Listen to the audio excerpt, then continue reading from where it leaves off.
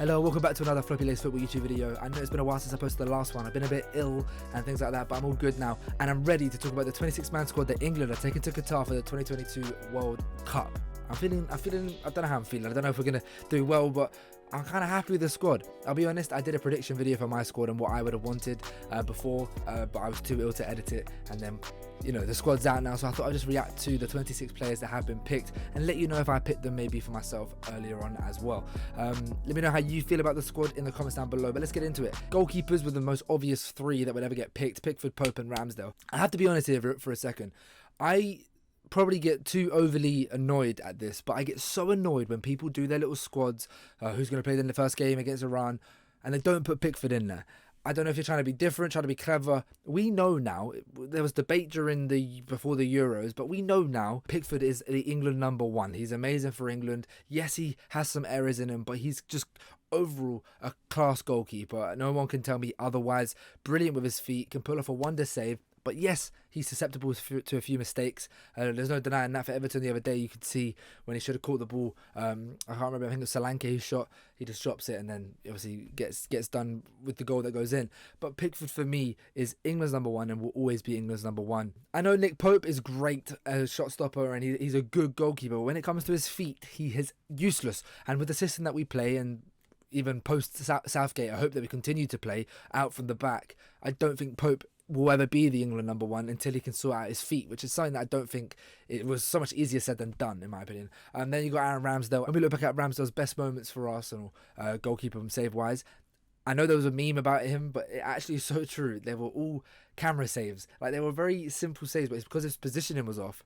He had to do some incredible little diving. Like, I don't know, I'm not falling for it. His passing, he's a good goalkeeper. He's doing well for Arsenal. Lovely jubbly. I'm going to stick to Pickford in my net. I'm going to name all the defenders now and then talk about them all at once. I've got Alexander-Arnold, we've got Conor Cody, Eric Dyer, Harry Maguire, Luke Shaw, John Stones, Kieran Trippier, Kyle Walker and Ben White. I'm happy Trent's going, I'm happy Trippier's going, I'm really happy Kyle Walker's been given a chance. From what Southgate said in his press conference as well, that Kyle Walker is obviously injured just as much as James, but he's going to be back in the backstage of the group stages. So I'm happy with that. Kyle Walker, giving him a chance to come on in, and I think he's more integral in our team than Reece James is, especially with that right centre-back option within him. Obviously, James can do that as well, but Kyle Walker has been doing it for the last 2 tournaments, and that's a big factor, which I'm going to go into now. Doing something for the last 2 tournaments is incredibly important, in my opinion, and Southgate's said it as well. He wants a mix and a balance of experience as well as form players, which you can easily see in this squad, but people still want to moan. Harry Maguire for the last 2 tournaments has been great for England. Whether he starts in this World Cup, I don't know. I would have him in my team if we play a 3-back for sure. If it's a 2-back, then I'm happy to have Ben White, John Stones. That's completely fine, but he has to go. The last 2 tournaments he's been incredible, and I actually saw Carragher say this, I think, the other day, and I completely agree that if you put, obviously this is all hypothetical and if buts and maybes, but if every single centre back for England is in their best form, they're all performing out of their skin, the best of the bunch maybe it's John Stones, but it's also Harry Maguire. They're the best 2. John Stones and Harry Maguire, when they're both playing their best, they are the best 2 centre-backs that we have. So I take Harry Maguire every day of the week and twice on Tuesdays, okay? Come on, stop messing about. There's too many people, I think, that just jump on the bandwagon. Yes, he's not been good. He's not been playing that much.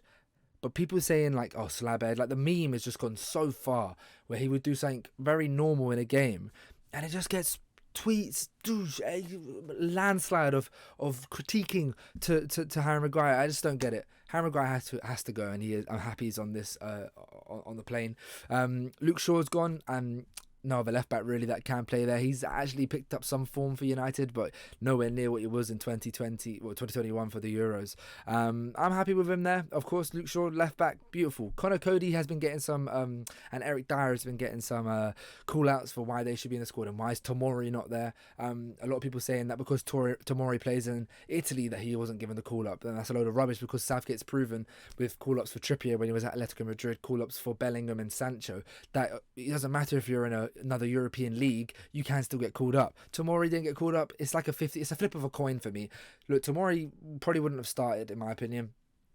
Conor Cody has been in great form. Eric Dyer has been in good form as well. Ben White's been in exceptional form. look, you could swap one of them out. It's not that big of a deal. Like, people going like, this is absolutely outrageous. It's just like, calm down. Like, are you really gonna die on that hill that Tomori has to be in the squad now that he isn't? Southgate's a load of shit. Like, come on, just calm down, take a breather. This is a great defense. Trippier in a fantastic bit of form, starting on the right. Trent maybe as a super sub, or in easier games playing him. Like, we've got a brilliant balance there. I'm really happy with it, okay? So stop your complaining and your whining about Tomori. Because I know for a fact the people that are screaming, where's Tomori, have not watched one game. Not watched one game whatsoever. Tomori, you'll be in the next Euros. You'll be in the next, World Cup. It's not the end of the world. Mark Gahey as well, shout out to you. Again, I'm not bothered. Like, I love Mark Gahey. He's fantastic for Palace. He's not in the squad, unfortunately, but we've got a good defence there. It's okay. It's not the end of the world. Gahey and Tomori doesn't change it from a 6 out of 10 defence to a 20 out of 10 like some people are making it out to be.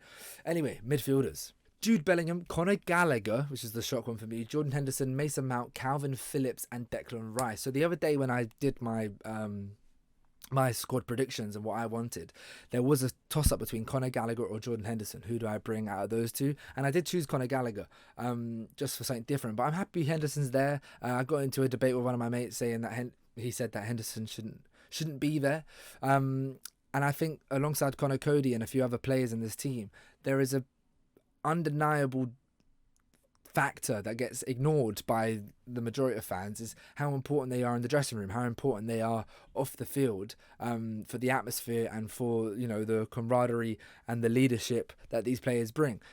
We're not privy to that. We don't get to see the changing rooms or what goes on behind closed doors and who's the one being vocal and lifting up the lads and stuff like that. We don't see that. I'm quite confident that Jordan Henderson is one of those people. And if that means bringing him over James Ward-Prowse, 100% I'm doing that. 100% I'm doing that. James Ward-Prowse, everyone screams, oh, he's the best free kick taker in the league, or he's a great passer and whatsoever. If we get a free kick, are we subbing on James Ward-Prowse? No, we're not. He's not going to be playing. It's a silly argument to say Ward-Prowse needs to be in this team. This is a brilliant midfield. I like the fact that he's brought in Calvin Phillips. Of course, been injured, but was really good in the Euros for us, like very good, and a shock for me. I didn't rate him whatsoever to the standard that he performed. And he is injured, but he can come in. We've got a clear starter there in Jude Bellingham and Declan Rice, and then Conor Gallagher, Mason Mount, Henderson can be interchangeable and put in. And then if Phillips he will be fit and ready. He's a great sub when we want to see out a game. I'm happy with this. There's no other midfielder there that I think should be there. All right, that's what I got to say on that one. On to the forwards now. The people that are going, I'm really happy with. Phil Foden, obviously, I want to see him starting. I think he is unbelievable with what he can do with the ball, and didn't work, like it didn't happen at the Euros. That's fair enough. But Phil Foden on the left or the right, I'm happy with either. Even in behind would be fun to see. I think this could be a great World Cup for him. Jack Grealish is there. Off the bench is pretty much vital. Harry Kane was always going to go. Same for Bukayo Saka.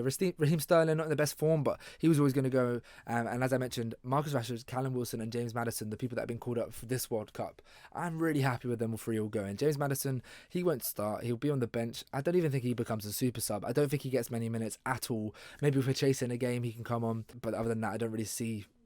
Same for Wilson as well. They deserve the call up. They're not going to be integral in this team. The person I'm really happy with is Marcus Rashford is back in the squad. Marcus Rashford off the bench. I'm seeing him more as a striker. The runs he can do in behind on the counter attack, I think it's a complete shift. If Harry Kane, God forbid, gets injured, we could bring a Rashford in or a Callum Wilson who just is a little bit different and can change things up. Look, at the end of the day, there's no better squad that we could have brought. You can scream Tony. You can scream Ivan Toney. You can scream Abraham, Tomori, Mark Gahey, Ward-Prowse, Reece James, if you really want to stretch it that far. You can scream all these names. You can. But at the end of the day, this squad is set up perfectly. It's a good balance of form and experience. I am not disappointed with this team. A few of my mates will probably say this because I love Southgate and stuff. I actually can be critical of Southgate. And there is nothing there for me, other than maybe Cody or Dyer, even though I think they've been good enough this season to deserve a call-up. There's not one name there where I'm like, what? What the hell? What the hell? How are they not there? People just want to moan at the end of the day with this team. No matter what he picked, there would be some discrepancies and annoyances made. But for me, this is a perfect squad. Against Iran, I would like to see a 4-back. But if we play a 3-back, because we're going to be playing that for the majority of the tournament. I'm happy with that as well. Trippier, for me, should be starting the whole tournament. He's been the best right back in form-wise. For Newcastle, he's been incredible. Centre-back wise, Stones has to be there, and I'd say Ben White. If it's a 4-back, if it's a 5-back, then I'm playing Ben White, Stones, and Maguire. Luke Shaw obviously is going to be on the left no matter what happens. Bellingham, Rice in the middle, and then up front for me, I think it has to be Saka, Kane, and Foden. I think Sterling will be starting, but for me, I would have that.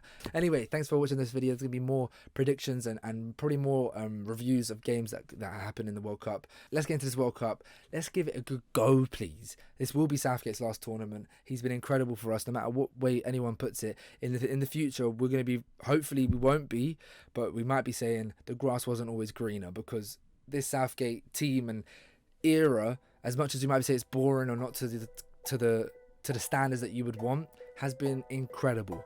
This is the best England success we've ever seen. Yes, we've never lifted a trophy. Hopefully we can end this Southgate era with a cherry on top of the cake with that World Cup come December, whatever the date is. Can we do it? I don't think so. But you know what? We've got some world-class players in this team that can change a game up in a matter of seconds. A little moment for Harry Kane could win us the game. Declan Rice in the middle, Bellingham bringing the ball forward. Like, there's so many great individual players here that could change this game, and we've got a good chemistry, I think, now after the last two prior tournaments. I think it could be better than what people think. All right, I've been Floppyleggs. Thanks for watching. If you haven't subscribed, make sure you subscribe right now. Share the video around. Let me know where you think this team's going to finish at the end of the World Cup, and thanks for watching. I'll see you when I see you.